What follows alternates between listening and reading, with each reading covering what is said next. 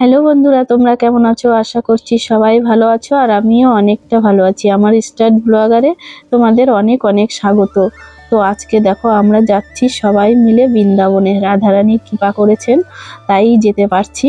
তো আমি ছিলাম, আমার বর, ছেলে, এই যে আমার মা, কাকু, কাকিমা আর বোন, সবাই মিলে আজকে বৃন্দাবনের উদ্দেশ্যে রওনা হচ্ছি। অনেক দিনের ইচ্ছে ছিল বৃন্দাবন যাওয়ার। রাধারানী এতদিনে কৃপা করেছেন, তার কৃপায় তার যে জন্মস্থান কৃষ্ণলীলা, সত্যি আজকে সেগুলো দর্শন করব। ভাবতেও কেমন যেন লাগছে, সত্যি কি এসেছি। তো যাই হোক, আমরা চলে এসেছি এক রজনী বাবা বলে আশ্রম আছে, সেই আশ্রমে। এই ঠিকানাটা আমরা পেয়েছিলাম, আমাদের এক গুরু বাবা আছে, তিনি এই ঠিকানাটা দিয়েছিলেন। তো এটা বৃন্দাবনে মধ্যেই একদম।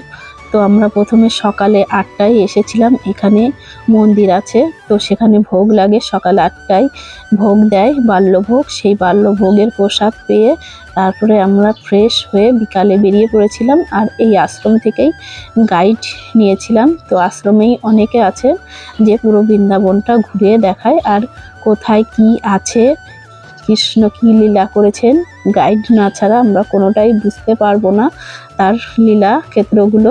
সেই জন্য আমরা গাইড নিয়ে নিয়েছিলাম। তিনি বলেছিল প্রথমে যে পঞ্চতন্ত্র হয়, চৈতন্য প্রভু, নিত্যানন্দ প্রভু, অদ্বৈত গদাধর, আর সব প্রভুর যে সমাধি আছে সেগুলো আগে দর্শন করতে। তো তার কথা অনুযায়ী আমরা চলে এসেছিলাম পঞ্চতন্ত্র যে 64 মহন্তের সমাধি আছে সেগুলো দর্শন করতে।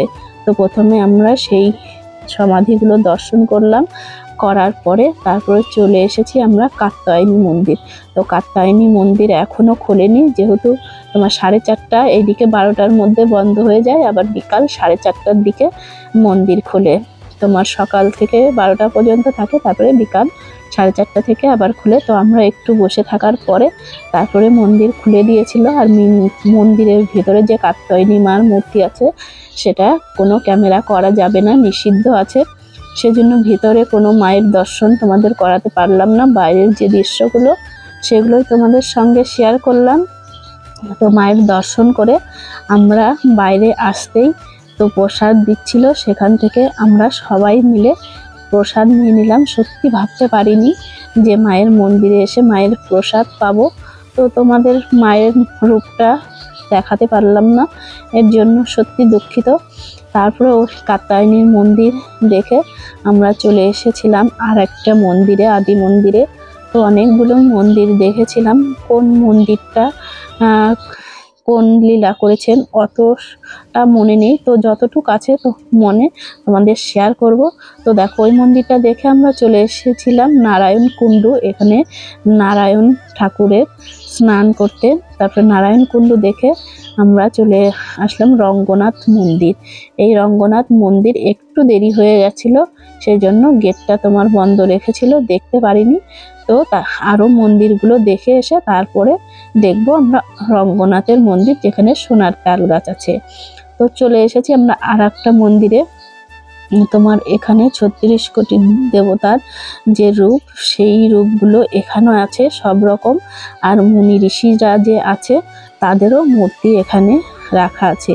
তো সেই 36 কোটি দেবতা এখানে বিরাজমান এই রথে, সেইগুলো চলো সবাই মিলে আমরা দর্শন করি।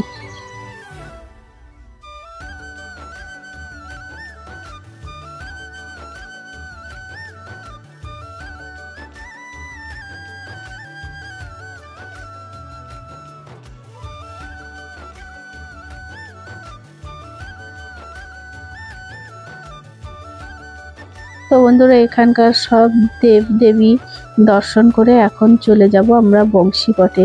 আছে না গানে, এখনো সেই বৃন্দাবনে বাঁশি বাজে রে।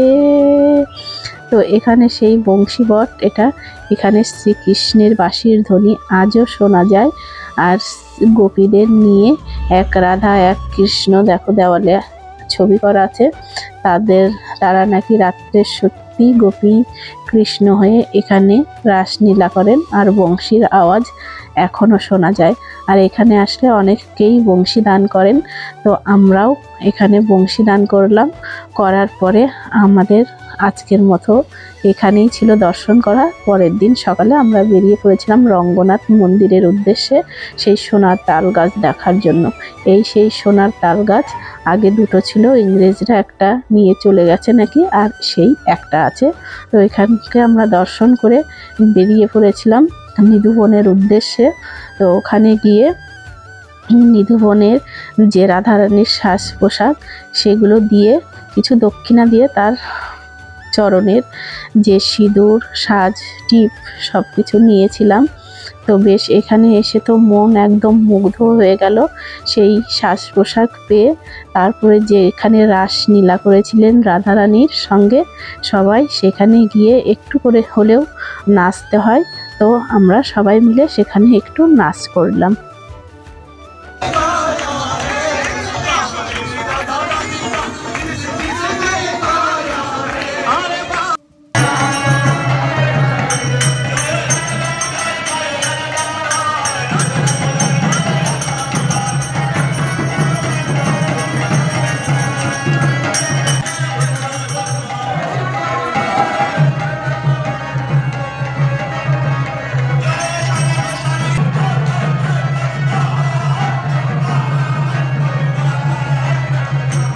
তো বন্ধুরা, এই রাধারানীর এই রাসলীলার ক্ষেত্রে যে সে এতটা আনন্দ করতে পারবো স্বপ্নেও ভাবতে পারিনি।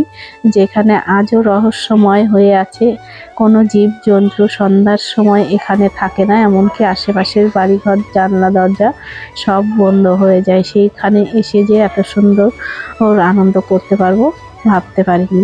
তারপরে আমরা চলে এসেছি কেশিঘাট যমুনার তটে। তো এখানে আমরা সবাই মিলে শ্রীকৃষ্ণ যে নৌকোবিহার করেছিল, তো আমরাও সবাই মিলে একটু নৌকাতে উঠে পুরো যে কেশিঘাটটা যমুনার তট আমরা ঘুরে নেব। তো দেখো পাখিগুলো এত সুন্দর, তো খাবার দিচ্ছিলাম, সব পাখিগুলো এসে এক জায়গায় জড়ো হয়েছে। তো এখন আমরা সবাই মিলে সেই নৌকোবিহার করব এইখানে।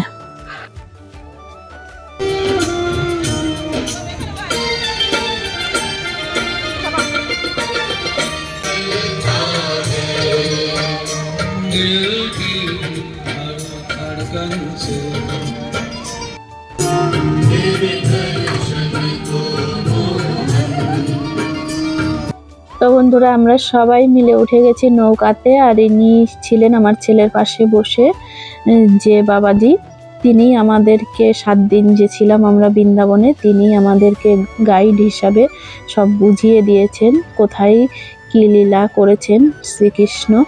তো সবই তিনি বুঝিয়ে দিয়েছেন, তার মাধ্যমেই আমরা সব বুঝতে পেরেছি, জায়গাগুলো অনুভব করেছি শ্রীকৃষ্ণের সেই লীলা। তো এই ছিল সেই যমুনা, যে যমুনাতে কৃষ্ণের অষ্টসখীরা স্নান করত, আর শ্রীকৃষ্ণ তাদের বস্ত্র হরণ করে কদম গাছে রাখত। এই যমুনার পাশেই আছে সেই টের কদম গাছ, যেখানে শ্রীকৃষ্ণ তাদের বস্ত্রগুলো রেখে দিত। তো আমরা সবাই মিলে উঠে পুরো যমুনাটা দর্শন করলাম। তো চলো পুরো যমুনাটা তোমাদেরকে ঘুরে দেখাই।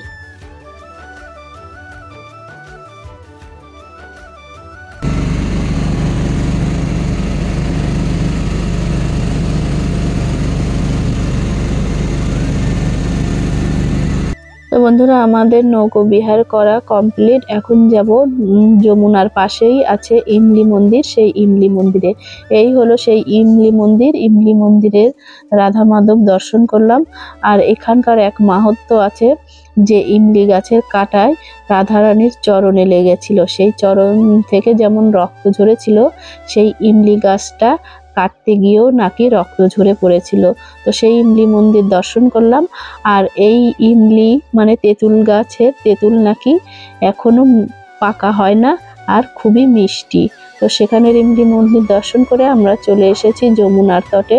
তো যমুনাকে তোমার প্রদীপ দেখিয়ে প্রদীপ দান করে আবার চলে এসেছি যমুনার পাশে, যেখানে যমুনা আরতি হয়।